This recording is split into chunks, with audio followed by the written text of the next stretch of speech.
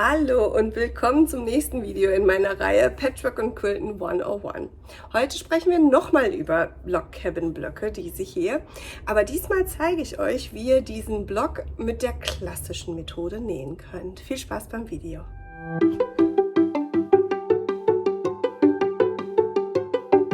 Hallo und willkommen zu Video Nummer 2 meiner kleinen Mini-Log Cabin Reihe.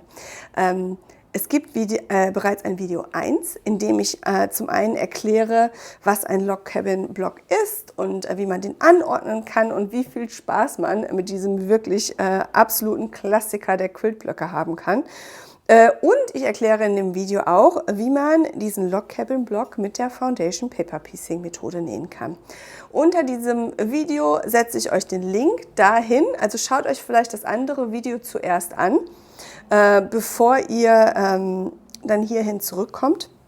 Aber in diesem Video heute zeige ich euch, wie ihr mit der klassischen mit klassischen Patchwork-Methoden einen Log Cabin Block erstmal planen, zuschneiden und dann nähen könnt. Lasst uns loslegen. Wir müssen damit beginnen, dass wir unseren Block einmal planen. Wir müssen erstmal schauen, wie wollen wir welche Dimension soll unser Block haben. Und das kann man mit verschiedensten Rahmenbedingungen starten. Man kann zum Beispiel sagen, ich möchte eine bestimmte Streifenbreite verwenden. Also ich habe zum Beispiel eine Jelly Roll und möchte aus der gerne einen Log Cabin Block machen. Dann wissen wir, dass 2,5 Inch breite Streifen vernäht werden sollen und dementsprechend planen wir dann unseren Block. Oder ich weiß, dass meine finale Blockgröße eine bestimmte Blockgröße haben soll und ausgehend davon planen wir wiederum unseren Block. Der grundsätzliche Aufbau ist aber so. Ich zeichne das jetzt einmal mit einem roten Stift einfach grob per Hand hier auf. Wir starten immer mit einem Mittelquadrat. Hier in dem Kästchenpapier lässt sich dann ganz wunderbar ein Quadrat skizzieren. Und an dieses Quadrat wird ein erster Streifen angebracht. Ich muss mich also entscheiden, wie groß mein Mittelquadrat ist und dann wie breit meine Streifen sind. Wir werden es heute so machen, dass alle Streifen die gleiche Breite haben. Man kann aber auch hier spielen mit unregelmäßigen Breiten und dann geben sich wonky Looks oder man kann in eine Richtung schmale, in eine Richtung breite Streifen machen. Dann ergeben sich im Endergebnis fast kreisartige Sekundärmuster. Also die Möglichkeiten sind wirklich endlos. Da kann man wirklich ganz wunderbar spielen. Probiert das gerne mal aus, aber ich zeige euch jetzt erstmal grundsätzlich, wie man es konstruiert. So, also ich starte mit einem einem Mittelblock und ich möchte gerne, dass mein Mittelblock und alle Streifen die gleiche Breite haben. Das heißt, als nächstes kommt hier ein Streifen dran, ein Mini-Streifen, der quasi genau die gleiche Dimension wie mein Quadrat hat. Es ist übrigens egal, an welcher Seite ich anfange. Ich habe jetzt hier den nach unten gezeichnet. Ich kann auch links, rechts, oben, wie auch immer anfangen, das ist egal. Und dann suche ich mir eine Richtung aus, auch das ist egal. Ich werde jetzt gegen den Uhrzeigersinn gehen, ihr könnt aber auch andersrum gehen. Als nächstes wird ein Streifen an die nächste Seite dran gesetzt. Und zwar hat der Streifen die gleiche Breite wie auch dieser Streifen hier und geht dann über die komplette Kante. Das sieht jetzt so aus. Ich bin heute besonders schlecht im Skizzieren, aber ihr wisst, was ich meine, ja? Das ist der nächste Streifen. Jetzt kommt ein weiterer Streifen oben an die Kante dran. Und wie gesagt, ich gehe hier im Uhrzeigersinn, gegen den Uhrzeigersinn, entschuldigt. So, das ist der nächste Block. Jetzt wiederum an die nächste Seite, wieder ein Streifen, gleiche Breite über die gesamte Länge. Jetzt sind wir einmal rum. Ihr seht, ich habe hier mein Mittelquadrat, ich mache mal ein X ins Mittelquadrat und da drumherum setzen wir jetzt Streifen an. So wie ich es zeichne, wird hinterher übrigens auch das Ganze zusammengesetzt. Hier kommt der nächste Streifen dran. Und so weiter und so fort. So, ich werde euch jetzt nicht komplett zuschauen lassen, sondern ich habe hier schon einmal was vorbereitet. Hier habe ich das Gleiche getan. Ich habe mein erstes Mittelquadrat gezeichnet, als nächstes Teil 2 angesetzt, Teil 3 und so weiter und so fort. Und ich wollte gerne, dass das hatte ich gerade schon erwähnt, mein Mittelblock die gleiche Breite hat wie alle meine Streifen. Ich hätte auch mit einem größeren Quadrat anfangen können und dann schmalere Streifen dran setzen. Absolut möglich, sieht dann einfach halt eine andere Optik. Ich wollte insgesamt 3 Runden um mein Mittelquadrat gehen. Also ich habe eine Runde, Runde 2 und Runde 3. Das ist jetzt mein Block. Ich kann auch noch mehr Runden machen oder weniger Runden. Auch das ist wieder eine Designentscheidung und kann zu unterschiedlichen visuellen Sekundärmustern dann letztendlich führen. Auch das bleibt euch überlassen. Ihr skizziert also jetzt erstmal euren Block so, wie ihr den haben möchtet. Und dann müssen wir uns zum einen überlegen, wie wollen wir unsere Farbverteilung haben. Und dann planen wir mit der Farbverteilung unseren Zuschnitt. Und um die Farbverteilung jetzt einmal zu gestalten, hole ich mir mal gerade einmal ein paar Stifte und dann können wir das Ganze ein bisschen anmalen. So, ich habe mir ein paar Stifte besorgt und ich male mir das jetzt so ein bisschen an, damit ich dann nachher weiß, welche einzelnen Teile welche einzelnen Farben ich zu welchen Teilen zuschneiden muss, okay? Das brauche ich für meinen Zuschnitt.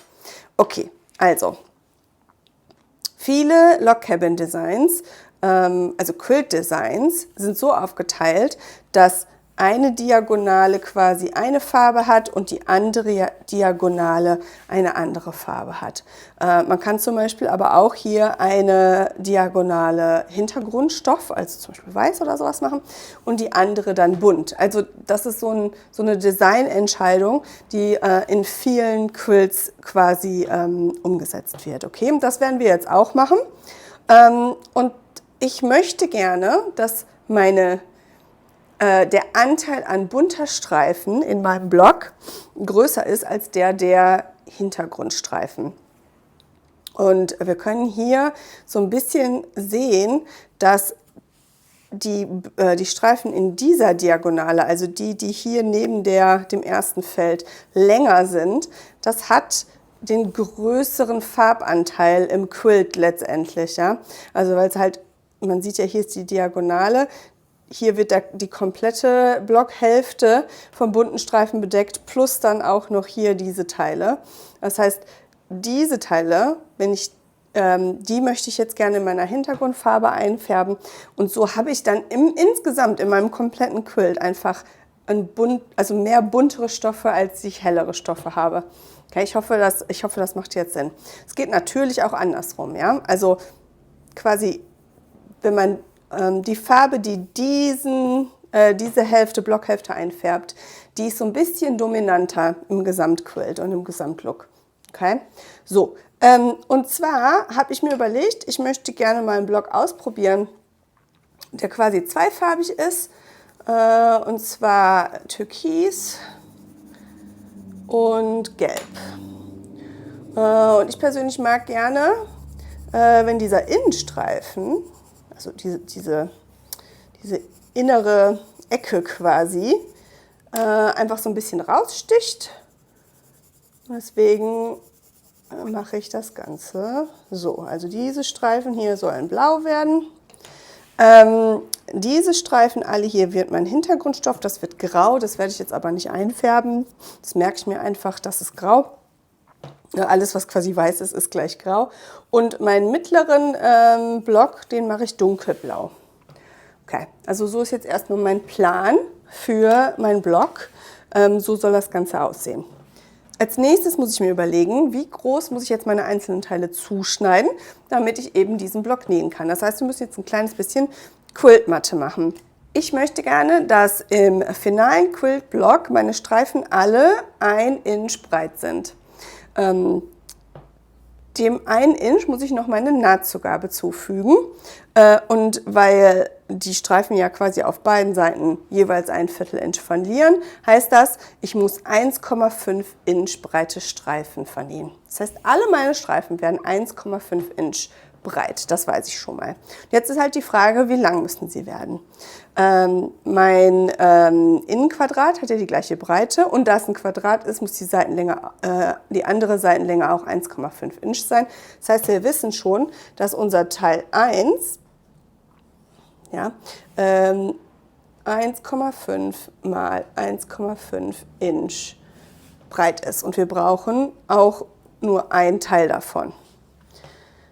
Unser Teil 2 ist genauso groß wie Teil 1. Also da können wir auch einfach 1,5 mal 1,5 Inch hinschreiben. Unser Teil 3 ist jetzt doppelt so lang. Also es soll insgesamt 2 Inch lang sein. Und oben und unten muss wieder unsere Nahtzugabe dran gemacht werden. Das heißt, es ist 1,5 Inch breit, das wissen wir ja, sind alle 1,5 Inch breit und 2,5 Inch lang. Teil Nummer 4 ist genauso groß wie unser Teil Nummer 3. Das heißt, das können wir jetzt einfach wieder kopieren. So, Teil Nummer 5 ist wieder ein Stückchen länger und zwar 1, 2, 3 Inch lang plus unsere Nahtzugabe, das sind dann 3,5 Inch und natürlich wieder die gleiche Breite. Teil Nummer 6 ist genauso groß wie Teil Nummer 5. Teil Nummer 7 ist wieder 1 Inch länger. 1, 2, 3, 4 plus meine Nahtzugabe 4,5 Inch. So, Teil Nummer 8 ist wieder gleich breit. Ihr seht, so gehe ich jetzt rundherum und schreibe mir meine Breiten für alle Teile auf, beziehungsweise meinen Zuschnitt für alle Teile auf. Ich mache das jetzt mal zu Ende und dann geht es gleich weiter. So, jetzt ist mir hier der Platz ausgegangen. Ich habe es hier oben zugefügt. Ich hoffe, meine Schrift ist halbwegs lesbar, aber ihr habt es ja mitverfolgen können, wie es grundsätzlich funktioniert. Also, jetzt markiere ich mir meine einzelnen Teile mit den entsprechenden Farben. Das hilft mir, die Übersicht zu behalten beim Zuschnitt. 8 und 9 muss ich gelb zuschneiden. 4, 5 und 12, 13 wird türkis. Und dann habe ich noch Teil Nummer 1, das wird dunkelblau. Der Rest, was nicht eingefärbt ist, wird Hintergrundstoff, in meinem Fall grau. Okay? Also schnappe ich mir nun meine Stoffe und schneide die einzelnen Teile zu, so wie ich sie brauche. Ich mache das jetzt und dann sehen wir uns gleich wieder. So sieht das Ganze jetzt nach dem Zuschnitt aus. Jetzt lege ich mir meine Teile schon einmal probeweise so aus, wie sie zusammengenäht werden sollen. So kann ich dann auch noch mal kontrollieren, ob ich auch wirklich alles richtig gemacht habe. So werden sie jetzt zusammengesetzt und zwar starte ich in und nähe als erstes die beiden Teile zusammen, bügeln, dann das nächste Teil dran, bügeln, dann das nächste Teil dran und so weiter und so fort und arbeite mich so gegen den Uhrzeigersinn vor, bis mein Block fertig ist. Vielleicht noch ein paar Worte zum Nähen, zur Präzision und auch zum Bügeln. Bei der klassischen Variante des Nähens eines Log Cabin Blocks ist es wichtig, sehr präzise zu arbeiten. Zum einen habe ich sehr darauf geachtet, präzise zuzuschneiden. Im nächsten Schritt muss ich auf eine sehr präzise Nahtzugabe achten. Ich empfehle hier immer eine knappe Viertel-Inch Nahtzugabe. Da gibt es demnächst auch noch mal ein YouTube-Video zu, was das genau ist. Für alle, die schon mal, vielleicht als ganz kurze Erklärung, es bedeutet, dass ich meine Nahtzugabe nicht genau 1/4 Inch breit mache, sondern ein ganz bisschen weniger und das hilft mir letztendlich bei der Präzision und beim Erreichen der richtigen Blockgröße. Außerdem kann mir auch das korrekte Bügeln helfen, ein möglichst akkurates Ergebnis zu haben. Ich bin großer Fan davon, Nahtzugaben auseinander zu bügeln. In meiner Erfahrung führt das zu genaueren Ergebnissen. Das gilt nicht für jeden Block und jede Anwendung. In diesem Fall kann es mir aber doch auf jeden Fall helfen. Ihr müsst es nicht. Ihr näht natürlich wie immer ganz genau so, wie das für euch am besten passt. Aber meine Empfehlung wäre, die Nahtzugaben auseinander zu bügeln. Außerdem solltet ihr darauf achten, beim Bügeln nicht zu wischen, sondern zu pressen. Also nicht das Bügeleisen hin und her schieben, sondern die Nahtzugaben in Form bringen mit den Fingern und dann von oben drauf drücken, anstatt hin und her zu wischen. Wischt ihr viel, kann sich euer Block verziehen in den einzelnen Schritten auf dem Weg zum fertigen Block und ihr bekommt ein schiefes Ergebnis. Also das kann auch nochmal helfen, um einen möglichst präzisen, fertigen Block zu erhalten. Ich starte jetzt mal mit dem Zusammennähen und nehme euch dabei Schritt für Schritt mit. Wie gesagt, ich starte damit, diese beiden Teile als allererstes zusammenzunähen. Dafür lege ich sie rechts aufeinander und werde anhand der ersten Kante jetzt hier mit einem knappen Viertel-Inch entlang nähen. Ich nehme hier bei den kleinen Teilen sehr gerne eine Stichlänge von 2 und danach bügele ich meine Nahtzugabe auseinander. Paar 1 ist fertig. So sieht das Ganze auseinandergebügelt aus. Im nächsten Schritt kommt das nächste Teil dran. Auch hier lege ich die Teile wieder rechts aufeinander, richte die Kanten aneinander aus und jetzt wird hier entlang dieser Kante genäht.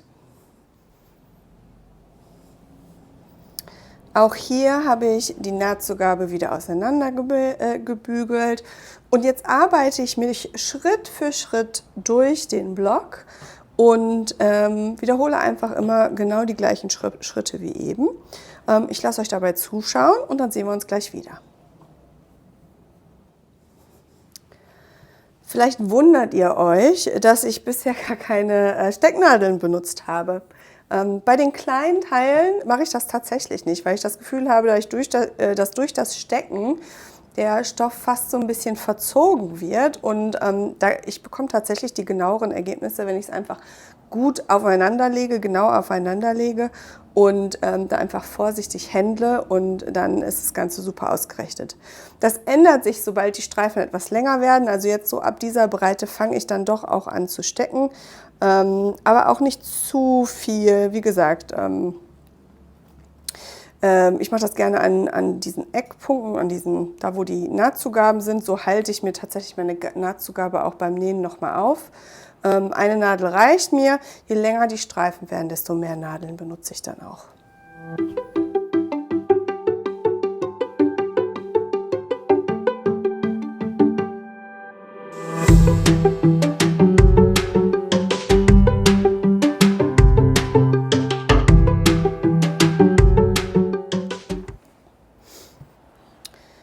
Hier kann man jetzt erkennen, wie wichtig eine präzise Nahtzugabe ist. Ich habe wirklich sehr genaue Nahtzugaben, aber auch bei mir ergeben sich so ganz minimal jetzt so langsam Versätze.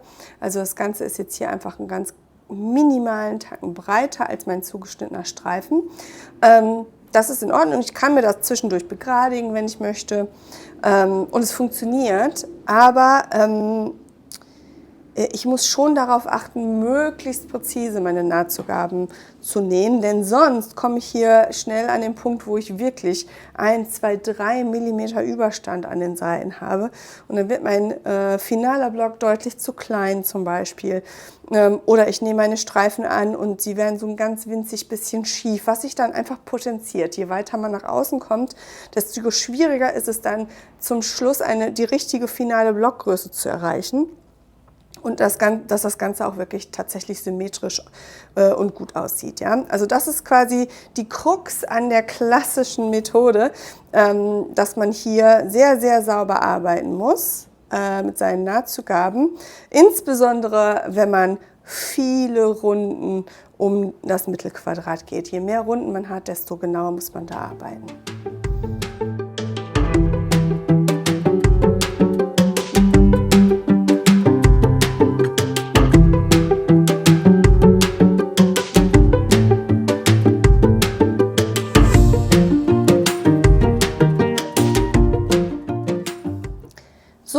jetzt mein mit der klassischen Technik genähter Block aus. Ich habe auch noch ein weiteres Video, in dem ich euch zeige, wie man den Log Cabin Block mit der Foundation Paper Piecing Methode umsetzen kann.